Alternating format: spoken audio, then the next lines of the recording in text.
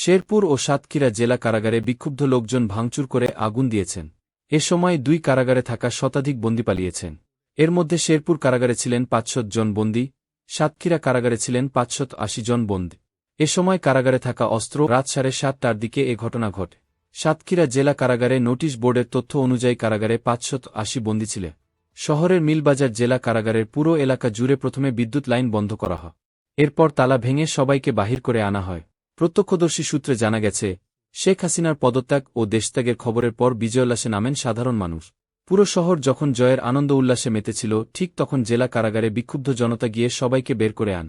বের হওয়ার সময় কয়েকজন কারাবন্দীদের কাছে জানতে চাইলে তারা জানান, আমরা এত কিছু জানি না। সবাই বের হচ্ছিল তাই আমরাও আসলাম। ভেতরে কেউ নেই। জেল সুপার ও জেলারকে বারবার ফোন করা তারা রিসিভ করেননি। ও মূল্যবান সামগ্রী লুটের ঘটনা ঘটে। সোমবার বিকেলে এ ঘটনা ঘটে। শেরপুর জেলা প্রশাসক ডিসি আবদুল্লাহ আল খায়রুম ও কারাগারের তত্ত্বাবধায়ক হুমায়ুন কবির খান কারাগারে ভাঙচুর, অগ্নিসংযোগ ও বন্দি পালিয়ে যাওয়ার খবরের সত্যতা নিশ্চিত করেছে।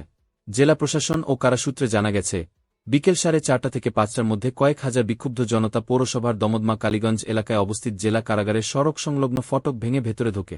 এরপর তারা প্রধান ফটক ভাঙচুরের পর অগ্নিসংযোগ করে। এ সময় আতঙ্কে কারাগারের নিরাপত্তারক্ষীরা সরে যান। পরে কারাগার থেকে কয়েকশো বন্দী পালিয়ে যান। কারাগারে ভাঙচুরের সময় অস্ত্র ও মূল্যবান সামগ্রী লুটের ঘটনা ঘটে। সংবাদ পেয়ে সেনাবাহিনী ঘটনাস্থলে যায়। জেলা কারাগারের তত্ত্বাবধায়ক হুমায়ুন কবির খান বলেন, কারাগারে আটক ৫০৮ বন্দী পালিয়ে গেছেন। এছাড়া কতগুলো অস্ত্র লুট হয়েছে তা হিসাব করে দেখা হচ্ছে। এদিকে সাতক্ষীরা জেলা কারাগারের তালা ভেঙে সব বন্দীকে মুক্ত করে দিয়েছেন উৎসুক জনতা। এরপর একে একে বেরিয়ে